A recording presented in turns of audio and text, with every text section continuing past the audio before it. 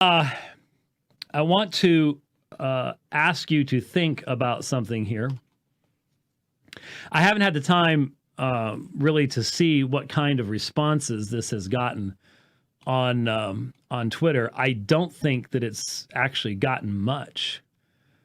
But I posted this on Twitter, and I just asked people to consider it, to give consideration to what is in this graphic. I went online, went to the CDC. Man, that website was slow. That was interesting.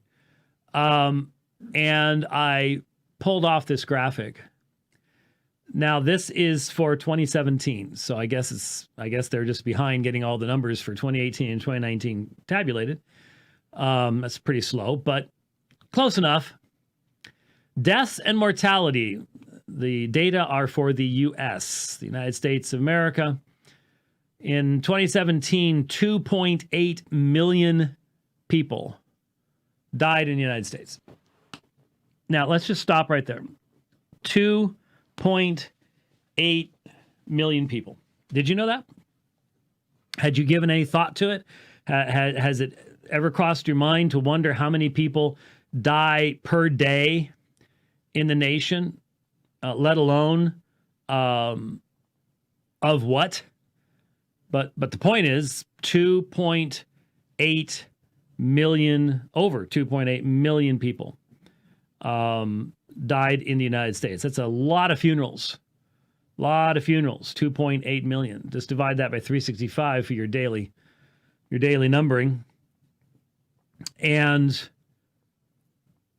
the number of deaths for leading causes of death is what I was especially looking for.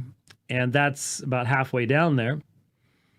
You have almost 650,000 heart disease.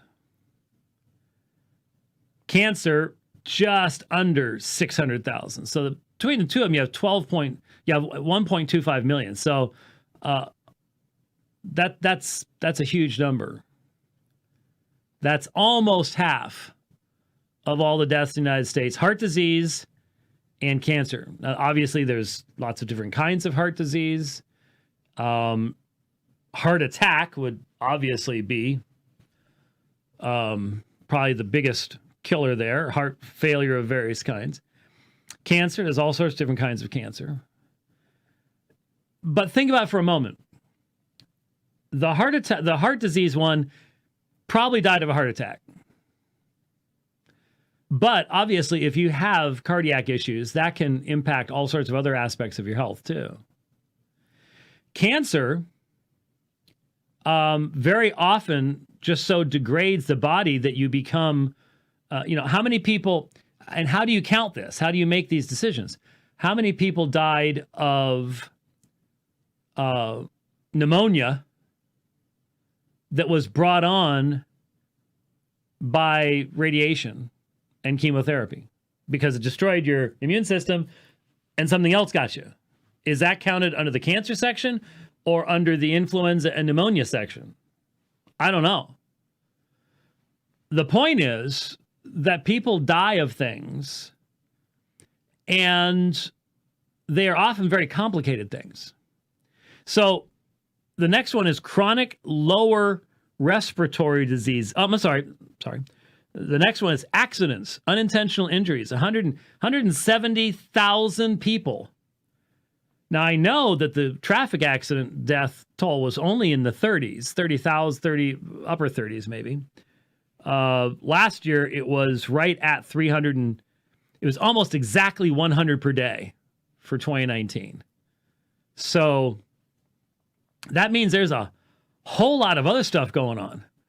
I suppose this would include train crashes and airplane crashes and people falling off buildings that have windows and your parachute didn't open when you did a parachute jump or whatever.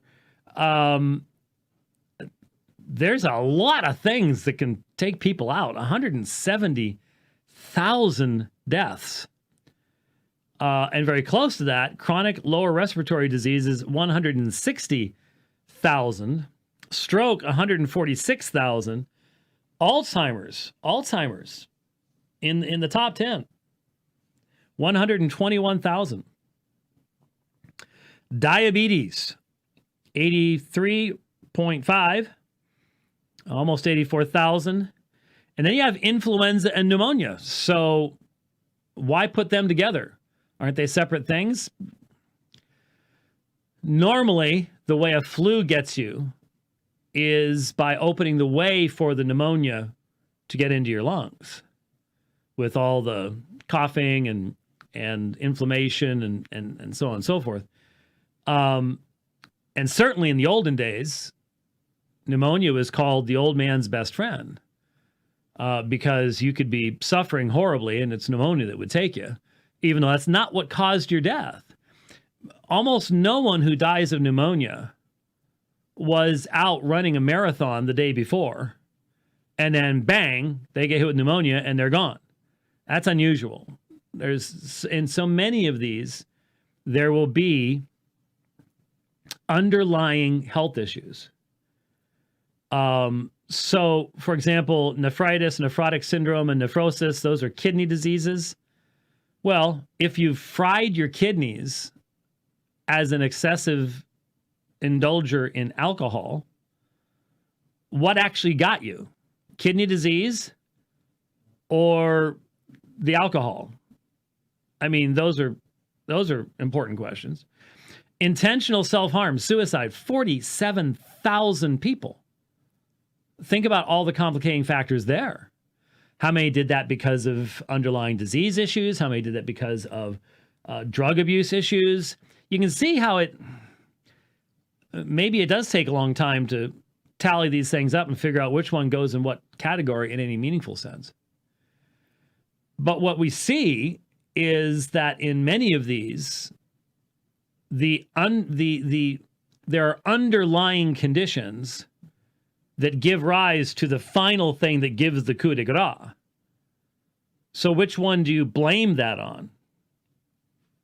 Well, that's one of the questions.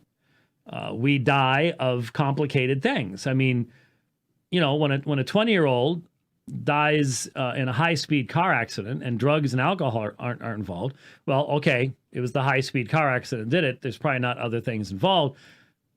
Unless they just broke up with their girlfriend or something and they commit suicide. So even what look like clear, obvious things may have complicating attachments to it. Why do I mention this? Well, first of all, we don't think much about it. I don't know how many years it's been that I have been saying that we, even in the church, stink at discussing death. Even in the church.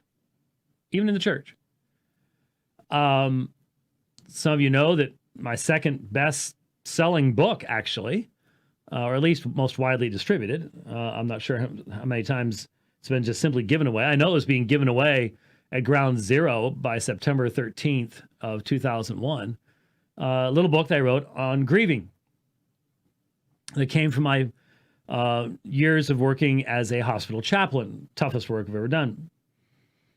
And because I wrote that book, I have said over and over and over again that Americans as a whole, and Christian Americans as well, stink at discussing death. We have embraced the same attitude as our culture. We hide from death. We don't talk about death.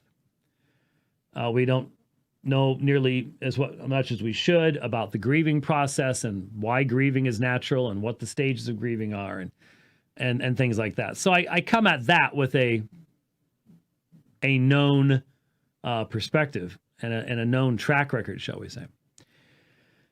So we don't talk about it, and we don't realize how many people die in the United States. And so when someone comes on the media and says, we could have 10,000 people die, that would be 1/65th of the number of people who will die of heart disease this year. 1/65th. So, you know, that's as far as accidents, that's that's 1/16th, 1/17th of the people who die of accidents. You go, you're making light of 10,000 people dying. No, I'm putting it into a context, because if we don't know the numbers, then we can be given a false context. And then if we don't know the facts, then people can manipulate the facts to try to control us. That's the first thing. So knowledge is a good thing. Having knowledge is a good thing. But here's the real discussion that you need to have. And hey, some of you have plenty of time to be having discussions right now. And that's a good thing. But the discussion you have to have is, every society makes a decision as to where you're going to draw the line when it comes to danger, when it comes to the danger of death. Every society. And I think what's happening right now is that line is being strongly questioned. And since we've never thought about it, we're not in a position to even begin to analyze what that means. Let me give you an example. In the 19th century, no one ever had to worry about the responsibility that would be theirs to get into an automobile and possibly cause the death of one or more people by the fact that you're in an automobile. Every automobile you drive is a deadly weapon. I know people who have been in a vehicle, driving a vehicle that killed someone. May not have been their fault. May have been. Those people are changed tremendously by that experience. But the fact is, if you have ever gotten into a car and driven, you made the decision. You may have been ignorant of the fact you were making the decision. For most of us, 15 years, 7 months, we're ignorant of a lot of stuff. We're not even thinking about things down the road. But you made a decision. And that decision was that my reasons for getting in this vehicle and going someplace outweigh the chances that I am going to take someone's life or my own life is going to be taken. Otherwise, you wouldn't drive. Otherwise, you would, well, even if you take public transportation, people get run over by buses all the time. It happens. Buses are involved in accidents. People die in accidents with buses. And so if you're on a bus and you hit a car and a baby dies in the car, are you not in some sense responsible because you were on the bus? Well, not directly. Yeah, but the bus wouldn't be running if you weren't using public transportation, right? So we all make decisions. And we make decisions that our freedom to move about and to obtain food, employment, and let's be honest, a lot of time, pleasure. We're going someplace to see a movie, right? Going someplace to see a movie. You get in a car, you're taking a risk. You are endangering your life and the life of others around you. And we have decided in our society that that is an acceptable risk. That the numbers are such that, yeah, it's going to happen. And nearly 40,000 people will lose their lives in car accidents this year. Used to be higher. Our cars are a lot better than they used to be as far as safety things and you know, the glass and the metal and the restraint systems and the bags and all the rest of that stuff. We're doing pretty good. We've made traveling much safer. That's a good thing. But still, at least 36,000 people are going to die because they got into a vehicle and somebody else got into a vehicle. So what are our standards for making these decisions? Are we literally to say, if there is any chance whatsoever that my actions could lead to the death of someone else, I can't do it. That's the end of society. It's the end of society. Remember those videos? It always scared me to death. But the pictures and videos from like 1900 through the 1930s in New York City, where you're building skyscrapers, and these guys are out there eating their lunch on this thing that's this wide, and there's nothing beneath that. I assure you, utterly impossible for me to do. That's even harder than watching Free Solo. Okay? I mean, when Alex Honnold got to the boulder problem in Free Solo, I'm not sure how many times I tried to watch through that before I could actually watch the whole thing, because my hands are sweating. And well, Alex Honnold made it. A lot of those guys didn't. There were a lot of people who died building the buildings that some of you utilize this day and don't really give it much of a second thought. Their names are probably chiseled on a block someplace if you ever look down the basement. But a lot of people died. And society made the decision that's an acceptable price to pay to have a big old honkin' city with big old tall buildings in it. So society makes these choices. And right now we're being faced with another choice. And without numbers, we can't even begin to make these choices. And as far as I can see, the vast majority of people that I'm watching and I'm reading have never even looked at a chart like this. They don't even know what the numbers are per year. They don't even know that we're talking about 2.8 million people are going to die in the United States over the course of 2020. Maybe a little more, especially as the population ages.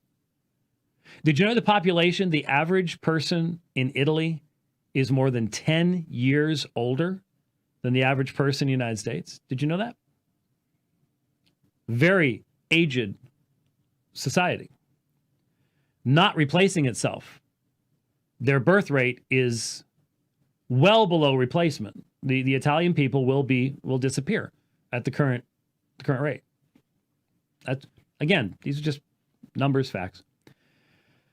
And so Andrew Sandlin has been trying to, in a calm, reflective fashion, to point people to a certain work of a scholar, award-winning scholar, who has discussed the difference between basically short-term thinking and long-term thinking, narrative thought and much more reflective thought. And I'm concerned that in light of the public educational system, we have a lot of people today that are totally on the narrative side, totally on the immediate outcome side. And the idea of sitting back and seeing long-term just isn't there. But the only way you can do any kind of meaningful meditation upon these issues is to have some of the big numbers. Look them up. Look them up and consider that, for example, in 2020, how will these numbers change? Well, because of coronavirus, the influenza, now will that just be thrown into the influenza and pneumonia part?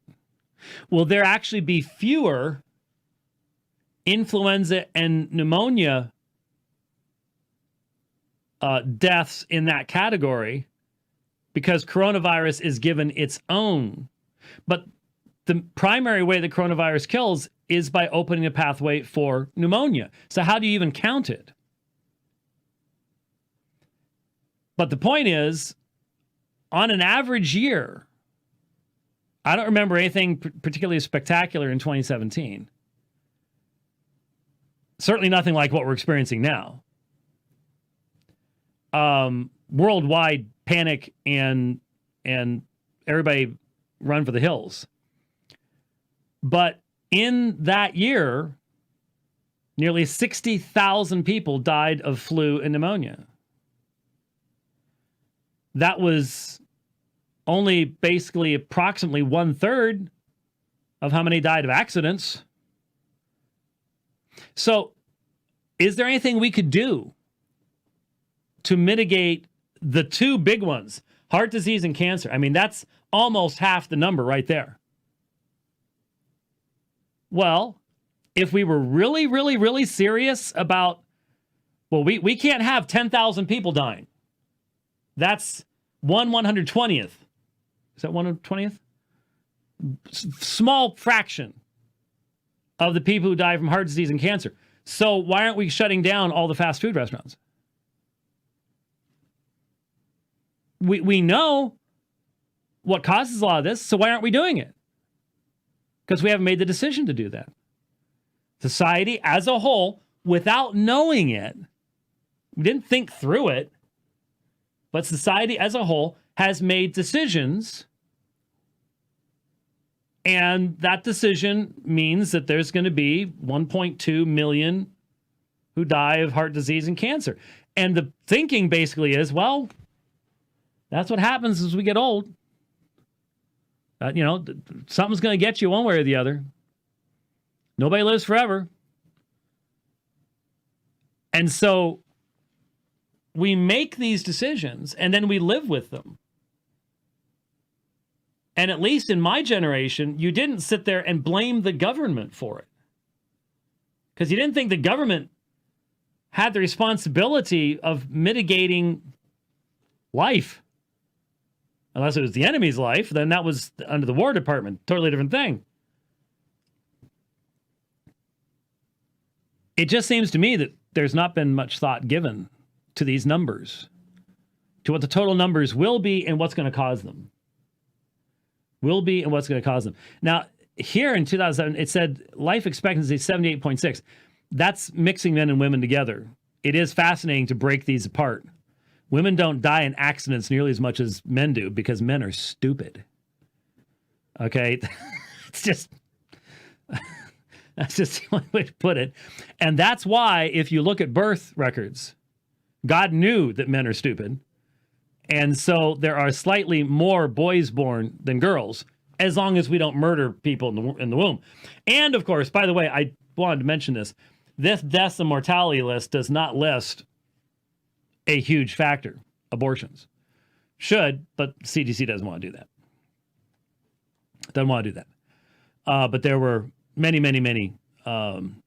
more killed in that method.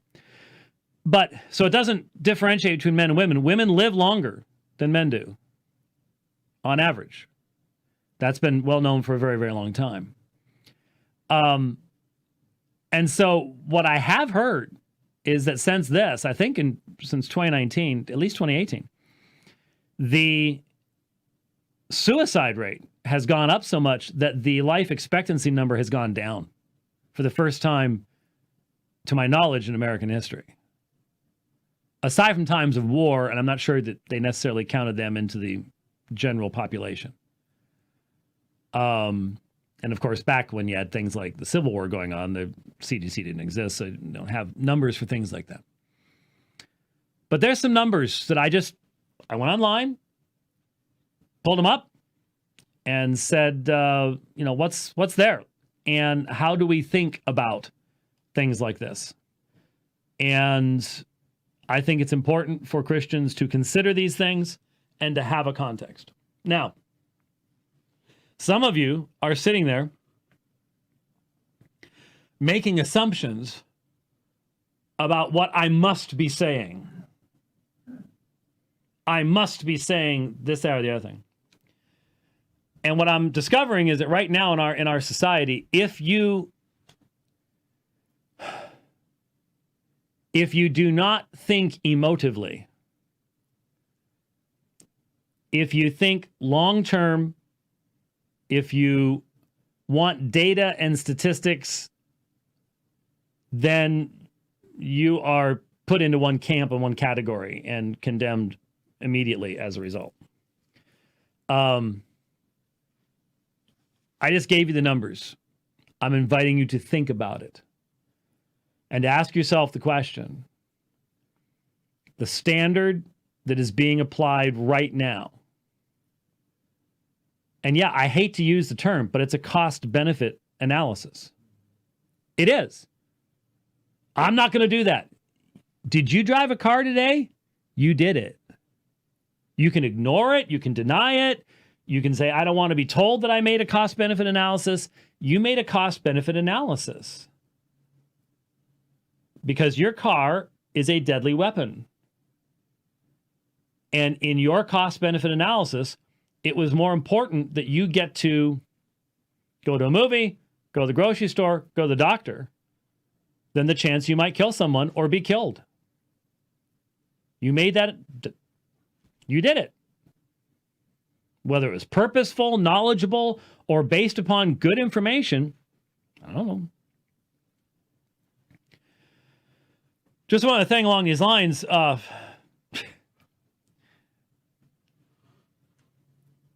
had a little bit of a dry cough, a little bit of a sore throat. So I must have COVID-19. No, because when I went out to my car a couple days ago, my car had this yellow film on the windshield. You know what that's called? Pollen. It got up into the 80s here in Phoenix. Then we had a bunch of rain, and then it warmed back up again, and then we had a bunch of wind. And so this time of year, for a bunch of us, it's allergy season. But how many people are literally sitting there fighting not to cough? Because if I do, everyone's going to look at me because I'm the plague carrier. You know it's the way it is. You know it's the way it is.